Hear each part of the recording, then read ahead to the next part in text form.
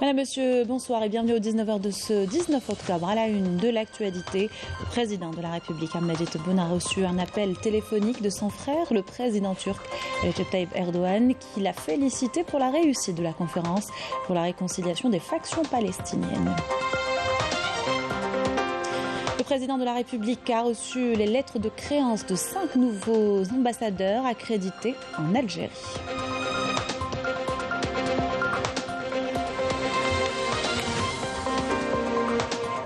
Réunion du gouvernement présidée aujourd'hui par le Premier ministre. Plusieurs points abordés, notamment le projet de loi organique portant statut de la magistrature. Les détails tout à l'heure.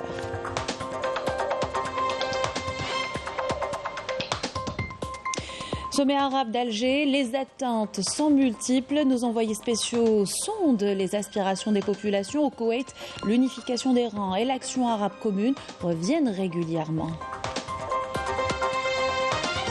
Au Maroc, les manifestations ne faiblissent pas. La population, accablée par la situation précaire et l'absence de politique sociale, renforce la contestation dans plusieurs villes et appelle au départ des dirigeants.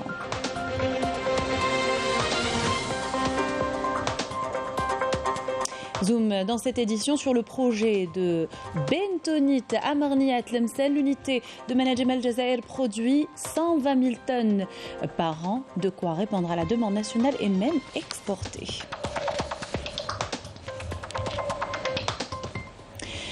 Bienvenue à tous, heureuse de vous retrouver. Je vous le disais en titre, le président de la République, Ahmed Tebboune, a reçu un appel téléphonique de son frère, le président turc Recep Tayyip Erdogan. Les deux présidents ont discuté des relations bilatérales et des voies et moyens de les renforcer. Le président turc a à cette occasion félicité le président de la République pour la réussite de l'Algérie dans l'organisation de la conférence de l'unification visant la réalisation de l'unité entre les parties palestiniennes, exprimant sa haute considération pour les efforts du président de la République, Ahmed Tebboune, pour la concrétisation de ce noble objectif, lui souhaitant d'autres succès dans le processus d'unification des rangs arabes à travers le sommet de la Ligue arabe qui se tiendra le 1er novembre à Alger. Et le président de la République a reçu au siège de la présidence de la République le nouvel ambassadeur de la Confédération suisse en Algérie, Pierre-Yves Fuchs, qui lui a présenté ses lettres de créance. سعادة سفير الكونفدرالية السويسرية السيد بيير إيف فوكس.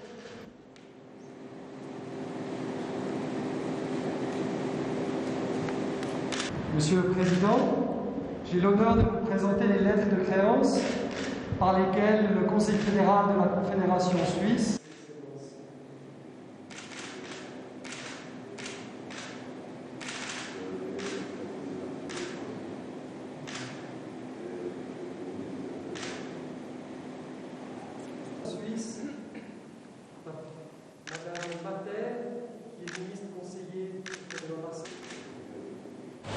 Je vous invite à écouter la déclaration du nouvel ambassadeur de Suisse en Algérie. J'ai eu l'honneur de le dire à l'instant à son Excellence le Président de la République. L'ambassade de Suisse à Alger et moi-même personnellement sommes engagés pour développer, diversifier, intensifier et renforcer nos excellentes relations bilatérales. Il s'agira d'être à la hauteur d'une amitié qui remonte aux années des négociations d'Évian. Il s'agira aussi d'être à la hauteur d'un riche potentiel dans les domaines politiques, économiques, culturels, sans omettre les questions d'environnement, de sécurité et bien d'autres. Quand je parle de potentiel, je ne parle pas que de théorie. Actuellement, d'importants processus et projets sont en cours, par exemple dans le domaine humanitaire ou entre homologues de plusieurs ministères et offices de nos deux pays. Avec son Excellence le Président Tebboune, j'ai pu avoir à ce sujet à l'instant un échange substantiel et je dirais aussi très, très chaleureux pour lequel je trouve que c'est le meilleur augure qu'on puisse avoir pour les années à venir. Quand je parle des années à venir, je pense aussi à nos relations bilatérales qui concernent les questions régionales et globales. 2023-2024, durant ces 2 années, pour la première fois, la Suisse siégera au Conseil de sécurité des Nations Unies comme membre non permanent. Et l'Algérie devrait y revenir en 2024 et 2025.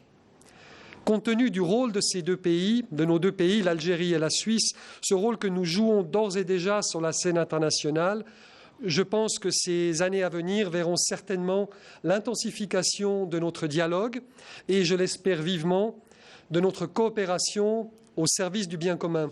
Je suis certain que les mois et années à venir nous permettront de belles réalisations communes et des échanges aussi substantiels que celui que je viens d'avoir le privilège d'avoir ici à la Mouradia. Je vous remercie de votre attention. Le président de la République a reçu l'ambassadeur de Libye en Algérie, Salah Mohamed Bagda, qui lui a présenté ses lettres de créance. ساعدت سفير دولة ليبيا السيد صالح همة محمد بكدة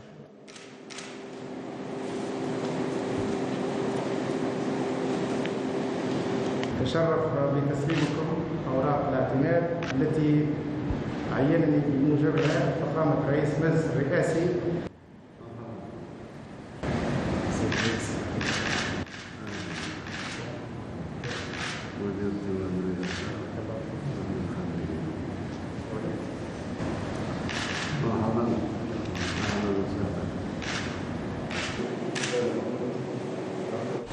Je vous invite à écouter l'ambassadeur de Libye en Algérie. بسم الله الرحمن الرحيم. اليوم طبعا قدمنا الأوراق الاعتماد لسفير ليبيا مفوض فوق العادة لدى الجمهورية الجزائرية الديمقراطية الشعبية لفخامة الرئيس الجمهورية عبد المجيد تبون، وبعدها التقينا الرئيس لمدة طويلة مشكور على وقته الثمين، وهذا يدل على عمق العلاقات التاريخية والجهادية بين ليبيا والجزائر. وأكد السيد الرئيس على دعم الكامل لليبيا وشرعية الانتخابات وشرعية الصندوق، وأيضا دعم الكامل للتبادل التجاري والاقتصادي بين ليبيا والجزائر. وأيضا ناقشنا عديد القضايا ذات الاهتمام المشترك، وأبدى الرئيس الحقيقة تعاونه الكبير، ومش غريبة على السيد الرئيس، هو ولد الجزائر، ولد النضال، ولد التحرير، وبالذات احنا على أبواب ثورة نوفمبر المجيدة، ونتمنى للجزائر الأمن والأمان والاستقرار والازدهار. الجزائر سليلة الجهاد وسليلة النضال، وهي الدعم القوي لليبيا في كل المناحي. الجزائر ليست لها أي مطامع في ليبيا سوى استقرار الشعب واستقرار الدولة وبناء ليبيا الجديدة المزدهرة. شكرا لكل من ساهم معنا اليوم في هذا اللقاء، نشكر فخامة الرئيس الشكر الجزيل، وأيضا ننقل تحيات السفارة وأعضاء السفارة كانوا كلهم متواجدين، وبارك الله فيه وشكرا، وإن شاء الله كل سنة وأنتم طيبين إن شاء الله. Le président de la République a reçu également la nouvelle ambassadrice du Royaume de Norvège en Algérie, Thérèse Loken Geziel, qui lui a présenté ses lettres de créance. ساعدت سفيرة مملكة النرويج السيدة تيريز لوكن غزيال.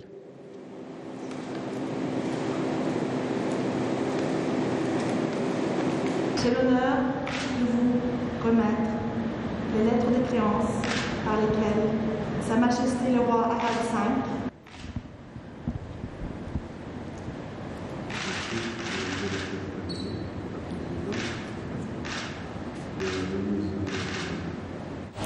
Je vous invite à écouter la nouvelle ambassadrice de Norvège en Algérie.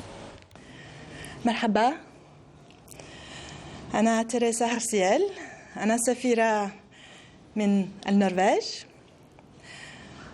J'ai eu le grand honneur de remettre les lettres de créance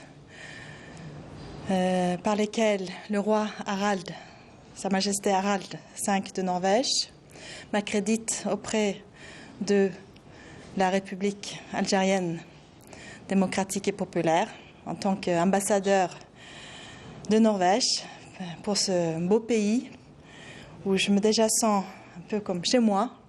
J'ai été accueillie d'une manière chaleureuse et je suis vraiment heureuse d'être ici. La Norvège et l'Algérie, nous avons des excellentes relations bilatérales. au cœur de notre action et notre engagement international reste le charte de l'ONU et les principes des Nations Unies. Je suis très fière d'être la première femme norvégienne nommée ambassadeur de la Norvège en Algérie. J'ai eu une très fructueuse discussion avec Son Excellence le Président de la République. Nous avons surtout parlé justement de besoins des ressources énergétiques en Europe et ailleurs. La Norvège et l'Algérie, nous sommes producteurs d'hydrocarbures et nous travaillons aussi ensemble ici en Algérie. La société norvégienne est très impliquée pour justement faire ce que nous pouvons pour, à court terme, assouvir cette crise. Il y a aussi beaucoup de choses à faire justement pour l'énergie renouvelable. Et là aussi, je me suis engagée auprès du président pour travailler pour que aussi les entreprises norvégiennes s'engagent dans ce domaine en Algérie. Encore une fois, je suis vraiment heureuse d'être représentante de mon gouvernement, de mon pays en Algérie. Et j'attends beaucoup de choses de mon séjour. Et je vous remercie. Shukran, Gil. Le président de la République a reçu par ailleurs la nouvelle ambassadrice du Soudan en Algérie, Nadia Mohamed Khayra Othman, qui lui a présenté ses lettres de créance. سعادة سفيرة جمهورية السودان السيدة نادية محمد خيرة عثمان. سيد الرئيس، شرفت تسليم مبارك اجتماعي سفيرا فوق العالم مفوضا لجمهورية السودان.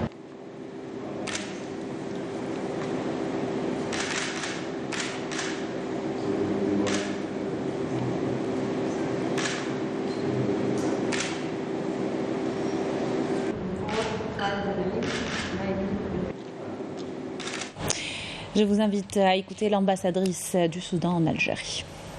لقد تشرفت اليوم بتقديم أوراق اعتمادي سفيرا فوق العادة ومفوضا لجمهورية السودان إلى فخامة رئيس الجمهورية الجزائرية الديمقراطية الشعبية عبد المجيد تبون.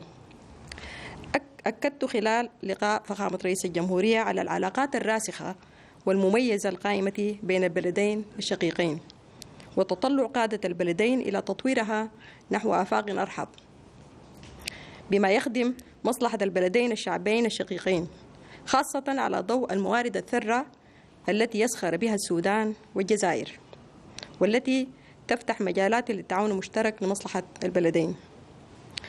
تناول اللقاء الاستعدادات للقمة العربية التي ستحتضنها الجزائر مطلع نوفمبر القادم، وانتهزت هذه السانحة لتقديم التهنئة الخالصة لشعب وحكومة الجزائر بذكرى الثورة الجزائرية المجيدة. كما نقلت لفخامة الرئيس ترحيب السودان وإشادته بالدور الكبير الذي تقوم به الجزائر لتوحيد الفصائل الفلسطينية، وبتوقيع بيان الجزائر ودعم السودان لكل ما قامت به وتقوم به الجزائر من جهد مقدر من أجل تحقيق المصالحة الوطنية الفلسطينية.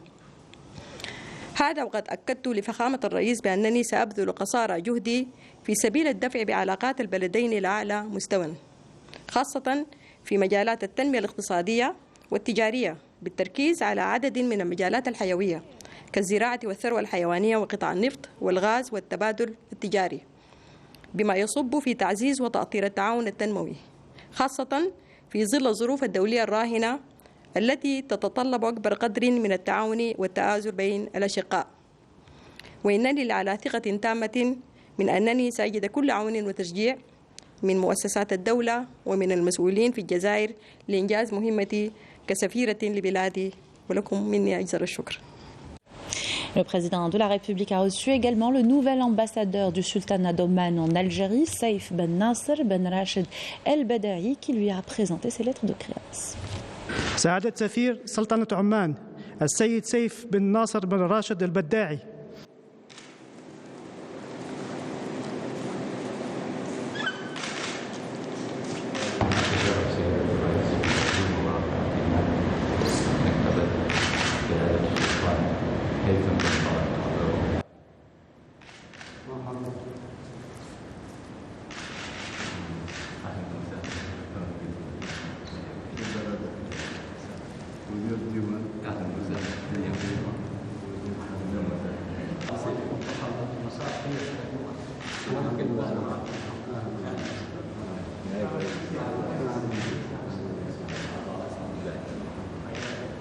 Je vous invite à écouter l'ambassadeur du sultanat d'Oman en Algérie.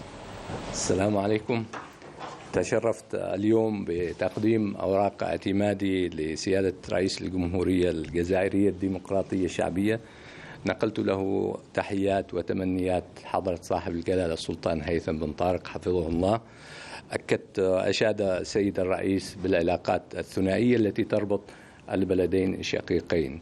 أكدت له بأنني سأعمل جاهدا من أجل تطوير هذه العلاقة في كافة المجالات بما يخدم مصلحة البلدين الشقيقين. وشكرا. Ces audiences se sont déroulées en présence du ministre des Affaires étrangères, Mtal Amamra, et du directeur de cabinet à la présidence de la République, Abdelaziz Khelef. Dans l'actualité, réunion du gouvernement présidée aujourd'hui par le Premier ministre Ayman Ben Abdelrahman, plusieurs points ont été abordés. Le ministre de la Justice, garde des Sceaux, a présenté un avant-projet de loi organique portant statut de la magistrature. Ce projet de texte qui abroge et remplace la loi organique de 2004 s'inscrit dans le cadre de la mise en conformité du statut de la magistrature avec la lettre et l'esprit de la révision constitutionnelle du 1er novembre 2020 ayant consacré l'engagement du président de la République pour valoriser le corps des magistrats, promouvoir leur statut et préserver leur indépendance, et ce dans le cadre de la réforme globale de la justice. À cet effet, ce projet de loi organique consacre la supervision exclusive par le Conseil supérieur de la magistrature de l'ensemble des questions professionnelles et disciplinaires en relation avec le magistrat et détermine ses droits et ses obligations ainsi que l'organisation et le déroulement de sa carrière. Ce projet de texte sera examiné lors d'un prochain Conseil des ministres. Le ministre du Tourisme et de l'Artisanat a présenté un projet de décret exécutif portant déclaration des zones d'expansion touristique. Ce projet de texte intervient dans le cadre de la mise à jour et de l'actualisation des données relatives au foncier touristique, et ce dans un souci de valorisation et de préservation du caractère touristique des zones d'expansion et sites touristiques. Et le gouvernement a entendu une allocution, une communication présentée par le ministre des Moudjahidines et des Ayants droit sur le programme des festivités commémoratives du 68e anniversaire du déclenchement de la guerre de libération nationale du 1er novembre 1954. Dans le même cadre, la ministre de la Culture et des Arts a présenté une communication sur le programme d'animation culturelle prévu à cette occasion. Et moins de 2 semaines nous séparent du sommet arabe où tous les yeux seront braqués sur Alger. Les attentes de la nation arabe sont multiples. Certaines reviennent régulièrement dans les déclarations recueillies par nos envoyés spéciaux, telles que unifier les rangs et surtout l'action arabe commune. Illustration ce soir au Koweït avec Ramdan Abdelzer, commentaire de Amélie Siridir.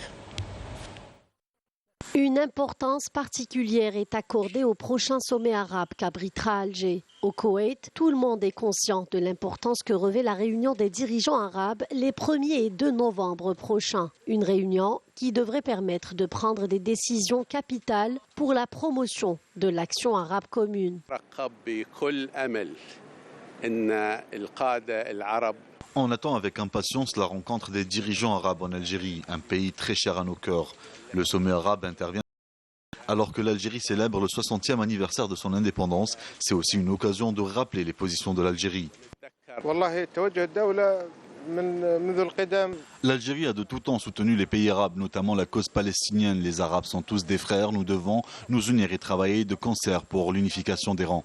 À Koweït City, au vieux souk Mbarkia, les Koweïtiens sont unanimes quant à la défense de la cause palestinienne, estimant que le sommet d'Alger sera capital pour unifier la position des Arabes en ce qui concerne la Palestine. La cause palestinienne reste la préoccupation majeure de tous les Arabes. Nous espérons que la rencontre des dirigeants arabes lors du sommet d'Alger apportera des décisions en faveur de la Palestine. Les pays arabes ont tout ce qu'il faut, les terres agricoles, le pétrole, la main-d'œuvre qualifiée. S'ils arrivent à se réunir, ils pourront assurer l'autosuffisance. Le prochain sommet arabe se veut rassembleur et unificateur. Un rendez-vous très attendu par tous les peuples arabes où tout sera mis en œuvre pour garantir une action arabe commune et efficace. Et du Koweït, direction la France, où la grande mosquée de Paris célèbre ses 100 ans. Au-delà du lieu de culte, il s'agit d'un véritable centre de rayonnement culturel et islamique, de solidarité et d'entraide pour la communauté musulmane sur place, notamment algérienne. Ce message a été réitéré aujourd'hui par le recteur de la mosquée, Shamseddine Hafiz. Notre correspondante Afaf Belhouchet était présente. Et chef de projet, c'est le 19 octobre 1922 que Qadour Belghebrit, accompagné d'un imam, pose la première pierre de la grande mosquée de Paris après avoir fixé la direction de la Mecque qui conditionne la construction du mihram.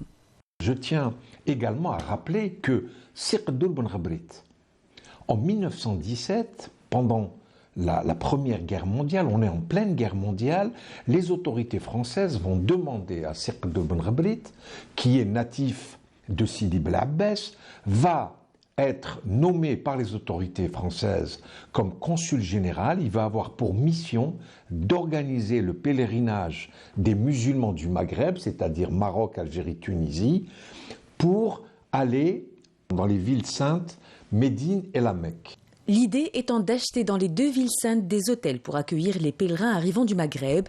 Pour ce faire, Qadour Belghebrit va créer une association qu'il nommera Société des Habous et des lieux saints de l'islam.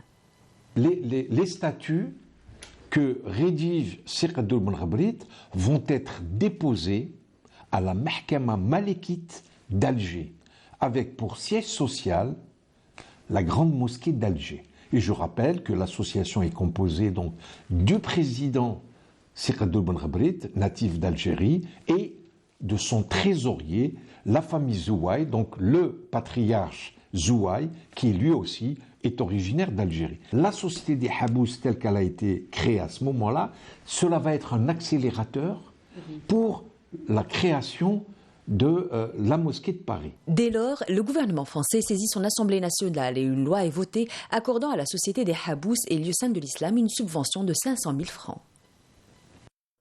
Donc, les statuts de nouveau vont être modifiés pour pouvoir accueillir à la fois cette somme et, dans son objet social, étendre à la réalisation d'une mosquée. À ce moment-là, Qadour Belghebrit va encore faire un déplacement à Alger pour modifier les statuts et les déposer de nouveau à la Mahkama d'Alger. Tous ces éléments d'histoire qui sont aujourd'hui corroborés par des documents qui ne souffrent d'aucune espèce de contestation ou de revendication. À partir de ce moment, Qadour Belghebrit va s'atteler à la concrétisation du projet et désignera un architecte du nom de Montou.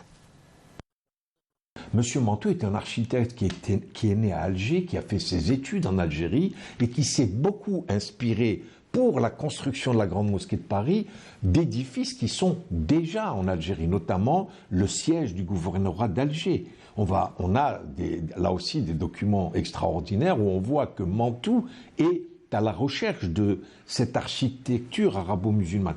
Bien évidemment que la Grande Mosquée de Paris, qui est en France, qui est sur le continent européen, va également s'inspirer de, je dirais, cette Andalousie qui a vraiment trouvé un certain nombre de mosquées, celle de Tolède, celle de l'Alhambra de Grenade, etc. On voit que cette construction, elle est extraordinaire, elle est pleine de, je dirais, de cette vie musulmane qui a, je dirais, vécu pendant 2 ou 3 siècles en Andalousie. Une œuvre architecturale qui nécessitera un budget bien plus important que celui voté. Et ce sont les fidèles qui vont le compléter. Un appel à souscription à la collecte de dons est lancé et les Algériens, les premiers à y répondre, tel que l'atteste le registre spécialement ouvert à cet effet.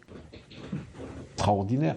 Dans les plus petites villes d'Algérie, on va voir que le sous-préfet écrit à Qadour Belghebrit pour l'informer de l'état d'avancement de la collecte. Parce qu'en fait, chaque sous-préfet va demander aux notables musulmans qui dépendent de lui pour prélever de l'argent. Les travaux vont durer près de 4 ans et c'est le 15 juillet 1926 que va être inaugurée la Grande Mosquée de Paris en grande pompe sous les yeux ébahis des Parisiens et en présence d'invités représentant toutes les contrées musulmanes, tous reçus par le recteur algérien Qadour Belghebrit.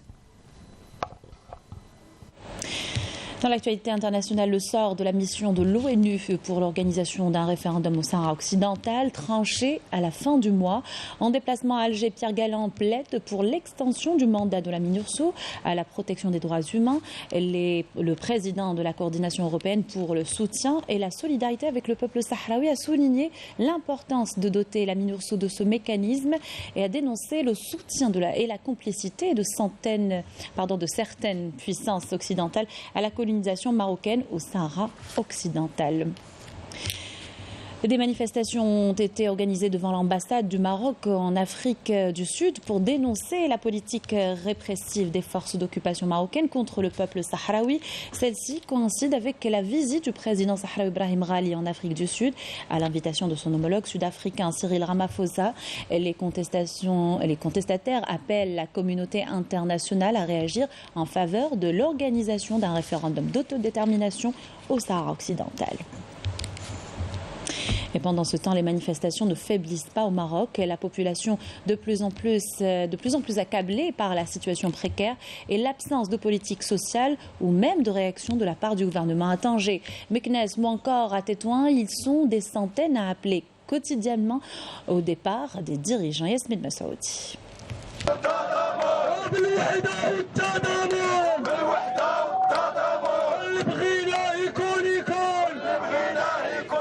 S'estimant laissés pour compte, les Marocains vivent au rythme des protestations et des manifestations, dénonçant une détérioration continue des conditions de vie. Sur ces images, les habitants de Marrakech dénoncent le laxisme du gouvernement, dont la politique anéantit les acquis de la classe ouvrière et son droit à un niveau de vie décent. جينا اليوم ثاني باش نعاودوا نعبروا على الموقف ديالنا ضد الغلاء ديال المعيشه، ضد القهر ديال المواطن، خصوصا المواطن المركشي، ضد الزيادات المتتاليه في الاسعار اللي ما بقاش يستطيع مع المواطن التوفير ديال اللقمه ديال العيش ديالو والاكتفاء الاسره ديالو. هذه الحكومه لم تتخذ اجراءات اجتماعيه حقيقيه لمواجهة الفقر ولمواجهة غلاء الأسعار. كذلك أيضا هناك سيادة الفساد والرشوة والريع وسيادة الإفلات من العقاب وانتهاك للحقوق والحريات.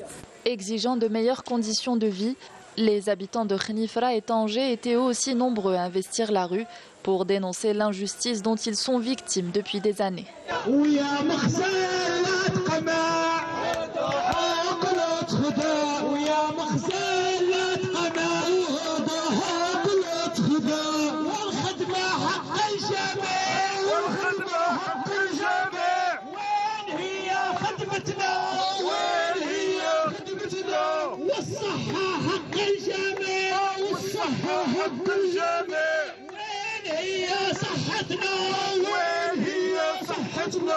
والتعليم حق الجميع والتعليم حق الجميع.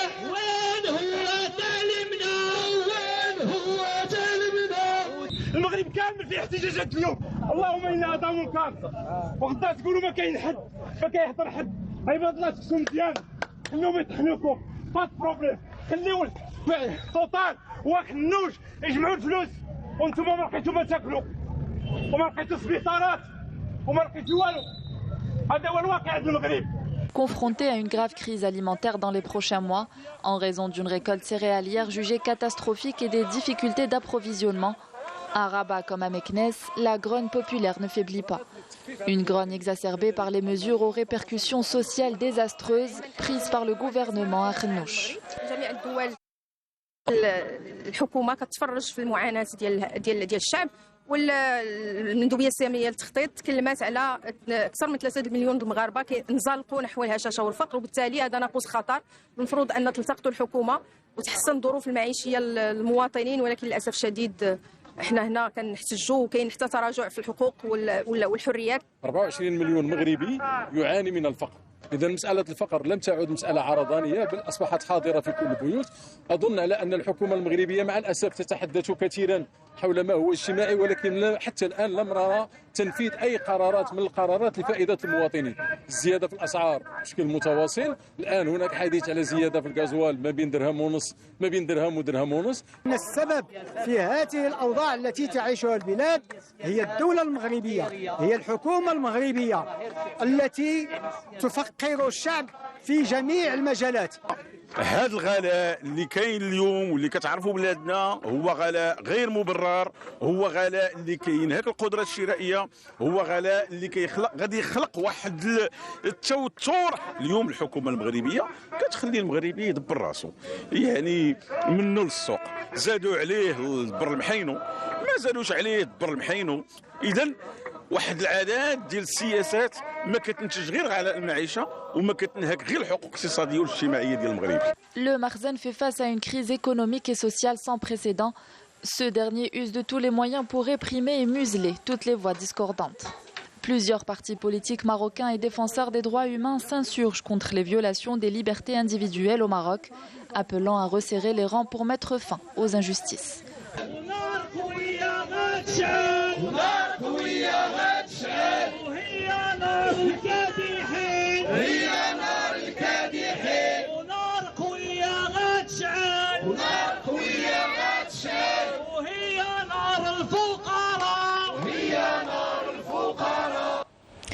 Retour dans le pays et ce bilan du MDN, 2 terroristes éliminés, 46 narcotrafiquants arrêtés et des tentatives d'introduction d'importantes quantités de drogue provenant des frontières avec le Maroc déjouées par des détachements combinés de l'armée nationale populaire durant la semaine écoulée. Ces résultats de qualité reflètent le haut professionnalisme, la vigilance et la disponibilité permanente de nos forces armées à travers tout le territoire national. Yanis Aïd Belkacem. Dans le cadre de la lutte antiterroriste, un détachement de l'armée nationale populaire a éliminé lors d'une opération de recherche et de ratissage dans la région de Cha'b el-Tawriri à Tipaza 2 terroristes et a récupéré 2 pistolets mitrailleurs de type Kalachnikov, 6 chargeurs de munitions et 2 paires de jumelles, alors qu'une mine artisanale et des produits explosifs ont été récupérés et détruits lors de cette même opération. Dans le même contexte, un autre détachement de l'armée nationale populaire a découvert et détruit 2 casemates pour terroristes et 31 kg d'explosifs TNT lors d'une patrouille de fouilles et de recherche à Médéa, tandis qu'un élément de soutien au groupe terroriste a été arrêté à Janet. Dans le cadre de la lutte contre la criminalité organisée, en continuité des efforts soutenus visant à contrecarrer le fléau du narcotrafic dans notre pays, des détachements combinés de l'armée nationale populaire ont arrêté en coordination avec les différents services de sécurité lors de diverses opérations exécutées à travers les régions militaires. 46 narcotrafiquants ayant saisi un fusil mitrailleur FMPK, un pistolet mitrailleur de type Kalachnikov et une quantité de munitions, alors qu'ils ont mis en échec des tentatives d'introduction de grandes quantités de drogue provenant des frontières avec le Maroc,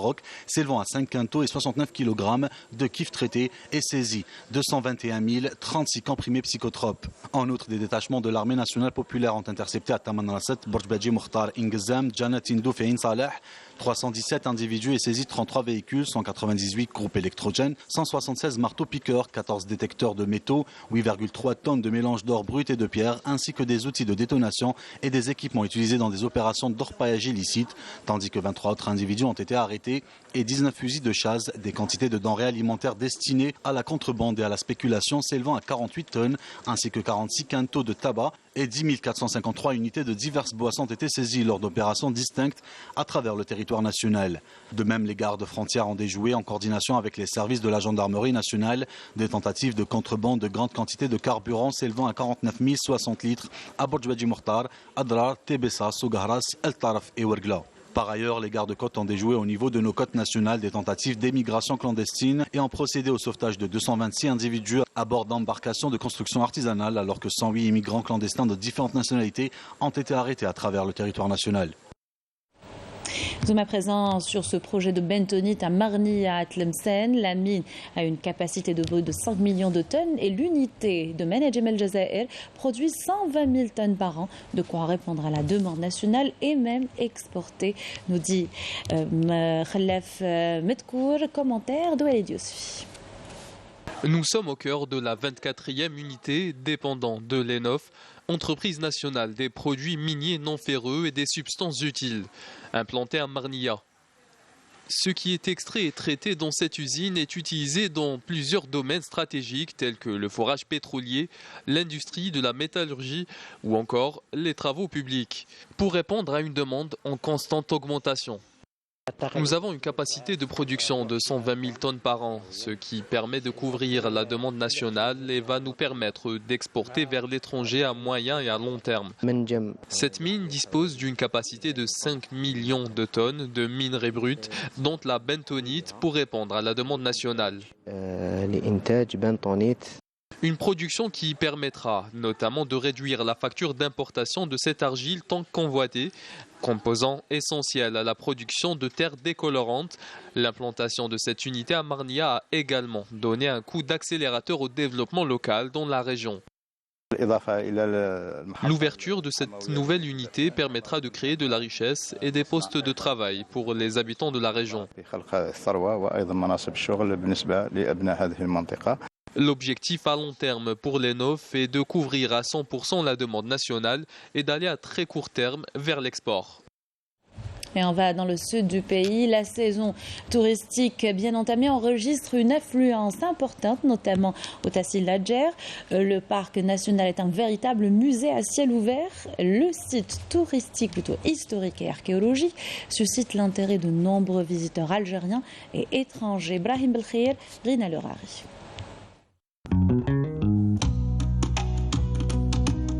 Véritable musée à ciel ouvert et classé patrimoine mondial, avec un massif montagneux et des dunes de sable à perte de vue. Le Tassil Adjer est devenu une destination de plus en plus prisée par les touristes étrangers, désirant vivre une nouvelle aventure et découvrir la richesse des paysages que recèle la région. L'Algérie, c'est la plus grande diversité, c'est le plus beau désert, parce qu'il y a la différence entre la roche et le sable. Par exemple, ici, on est à Tiodaïn. Tiodaïn, c'est un erg, donc un champ de dunes. Très peu de touristes viennent ici. On a des facilités pour obtenir nos visas depuis peu de temps. Il faudrait que ce soit encore mieux et encore plus. C'est notre première visite en Algérie. Nous avions envie de venir depuis très très longtemps. On espère vraiment revenir. Moi, je fais du trek, donc j'aimerais aussi découvrir le pays à travers le trek. Mais vous avez un pays exceptionnel. Les couleurs, c'est magnifique. Je suis dépaysé. C'est tout le contraire de là où je vis, où il y a plein de verdure. Ici, les paysages sont sans fin et les gens sont très sympathiques. C'est un plaisir d'être ici.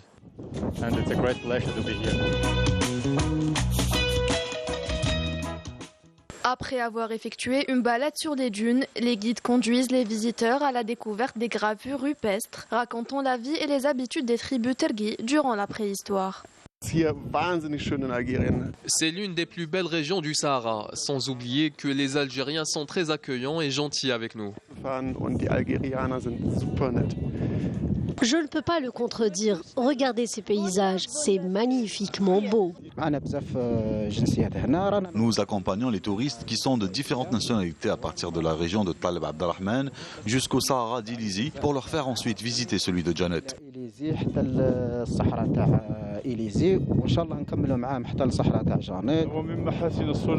Nous avons accueilli plusieurs touristes étrangers qui sont venus découvrir la beauté de notre pays. Nous espérons recevoir plus de visiteurs.